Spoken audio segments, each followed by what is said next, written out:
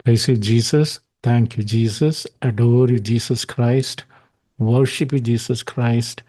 Love you, Jesus Christ. ഇന്ന് നമ്മൾ വിചിന്തനം ചെയ്യുന്ന വചനം വിശുദ്ധ മത്തായി എഴുതിയ സുവിശേഷം 16 അധ്യായം 24 മുതൽ 28 വരെയുള്ള വാക്യങ്ങൾ. അക്കാലത്ത് യേശു ശിഷ്യന്മാരോട് അരുളിച്ചെയ്തു, ആരെങ്കിലും എന്നെ അനുഗമിക്കാൻ ആഗ്രഹിക്കുന്നെങ്കിൽ അവൻ തന്നെ പരിത്യജിച്ച് തൻ്റെ കുരിശുമെടുത്ത് എന്നെ അനുഗമിക്കട്ടെ. ആരെങ്കിലും എന്നെ അനുഗമിക്കാൻ ആഗ്രഹിക്കുന്നെങ്കിൽ അവൻ തന്നെ പരിത്യജിച്ച് തൻ്റെ കുരിശുമെടുത്ത് എന്നെ അനുഗമിക്കട്ടെ. സ്വന്തം ജീവൻ രക്ഷിക്കുവാൻ ആഗ്രഹിക്കുന്നവൻ അത് നഷ്ടപ്പെടുത്തും.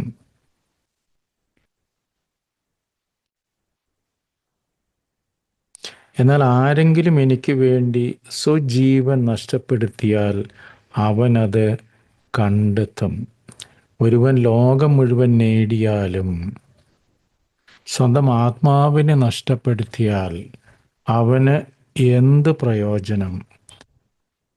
ഒരുവൻ സ്വന്തം ആത്മാവിന് പകരമായി എന്ത് കൊടുക്കും?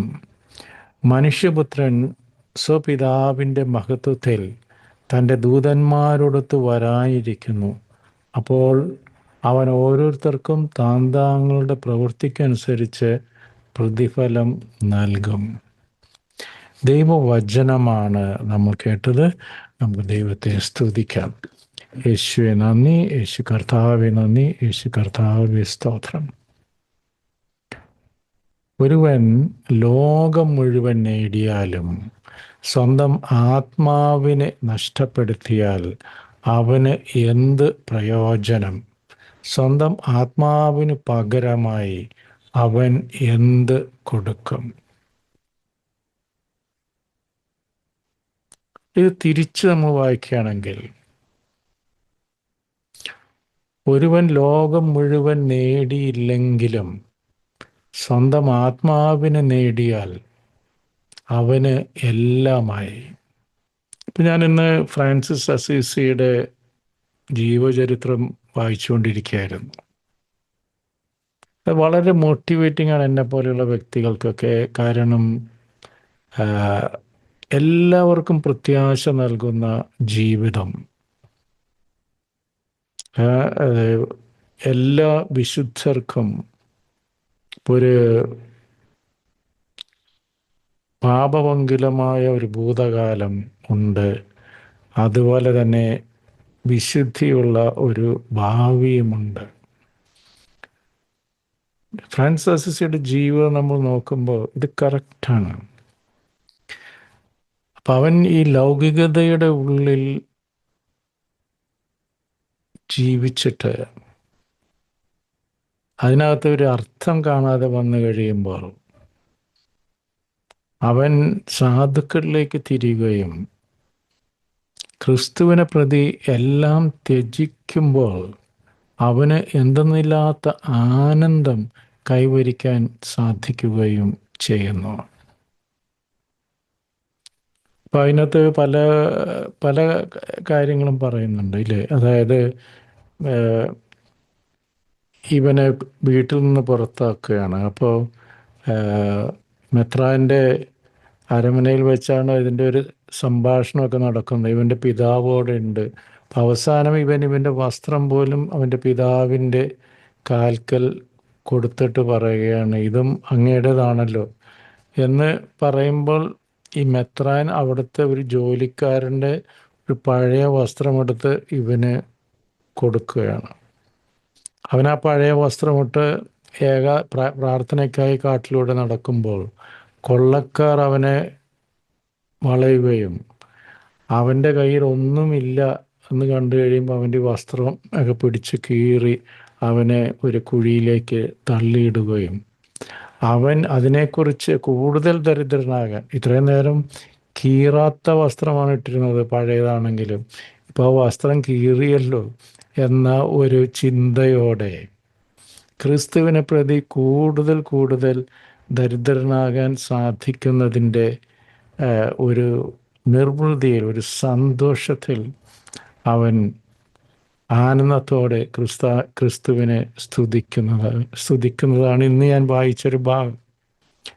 ഈ ലോകം മുഴുവൻ നേടിയാലും സ്വന്തം ആത്മാവ് നഷ്ടപ്പെടുത്തിയാൽ എന്ത് ഫലം? ആത്മാവിന് പകരമായി നീ എന്ത് കൊടുക്കും എന്ന വചനത്തിൻ്റെ ഉത്തമ ഉദാഹരണമാണ് വിശുദ്ധ ഫ്രാൻസിസ്. അവന് ഈ ലോകത്തിൻ്റെതായിട്ട് ഒന്നും വേണ്ട. ലോകത്തിനെ ത്യജിച്ച് ദാരിദ്ര്യത്തിനെ വരിച്ച സമ്പന്നൻ്റെ മകൻ. എപ്പോഴും സന്തോഷം, എപ്പോഴും ആനന്ദം. ക്രിസ്തുവിനാൽ നയിക്കപ്പെട്ട് വലിയ വലിയ കാര്യങ്ങൾ ചെയ്തവൻ, ക്രിസ്തുവിൻ്റെ ശക്തിക്ക് അടിമപ്പെട്ടവൻ. അപ്പോൾ വിശുദ്ധ ഫ്രാൻസിസിനെ നമ്മൾ നോക്കുമ്പോൾ ഇങ്ങനെ ഒരു ചതഞ്ഞരഞ്ഞ ക്രിസ്ത്യാനി ആയിരുന്നില്ല. മേ ബി എന്നെ പോലെയൊക്കെ ക്രിസ്ത്യാനിയാണെന്ന് പറയുന്നു, വചനം വായിക്കുന്നു, യൂട്യൂബിലൂടെയൊക്കെ വചനം ഷെയർ ചെയ്യുന്നു, അത്യാവശ്യം പ്രാർത്ഥിക്കുന്നു, ചെറിയ ചെറിയ സംഭാവനകളൊക്കെ പരിക്ക് പറ്റാതെ അവിടെയൊക്കെ കൊടുക്കുന്നു, വിശുദ്ധ ബലിയിലൊക്കെ പങ്കെടുക്കുന്നു. ഇങ്ങനെ ഒരു മിനിമലിസ്റ്റ്, മിനിമം ക്രിസ്ത്യാനി.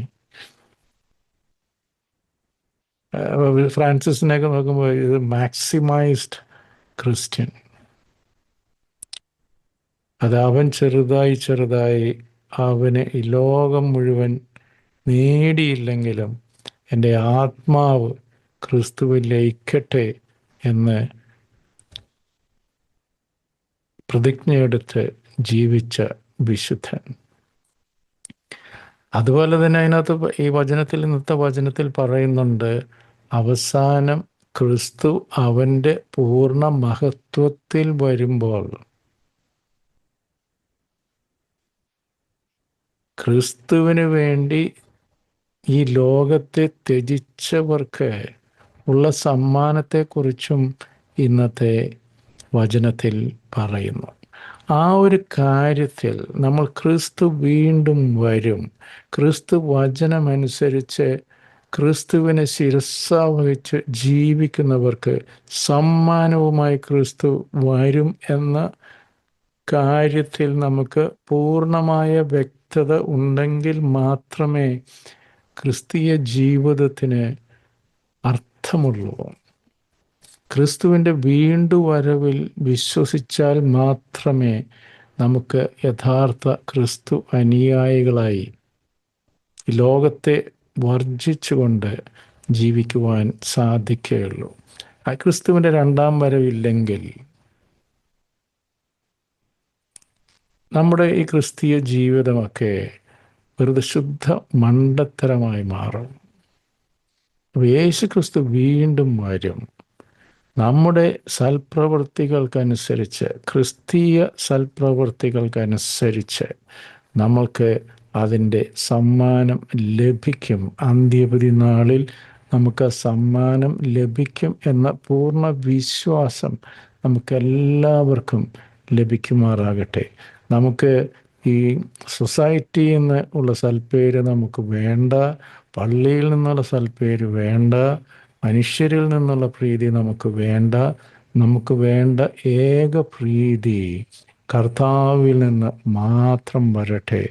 അപ്രകാരം നമുക്ക് ഈ ലോകത്തിൽ നിന്ന് വിടുതൽ പ്രാപിച്ചുകൊണ്ട് ക്രിസ്തുവിൻ്റെ യഥാർത്ഥ അനുയായികളായി നമുക്ക് ജീവിക്കാം. ഇതിനുള്ള ധൈര്യവും കൃപയും വിശ്വാസവും എല്ലാം സർവേശ്വരൻ നമുക്ക് നൽകി അനുഗ്രഹിക്കട്ടെ. ആമേൻ. God bless. നിങ്ങളും എനിക്ക് വേണ്ടി പ്രത്യേകം പ്രാർത്ഥിക്കുമല്ലോ. ആമേൻ. യേശുവേ നന്ദി, യേശുവേ സ്തോത്രം. Hallelujah, hallelujah. Praise you, adore you, worship Jesus Christ. Hallelujah, hallelujah, hallelujah. Praise you, adore you, worship you, Jesus Christ. Hallelujah, hallelujah, hallelujah.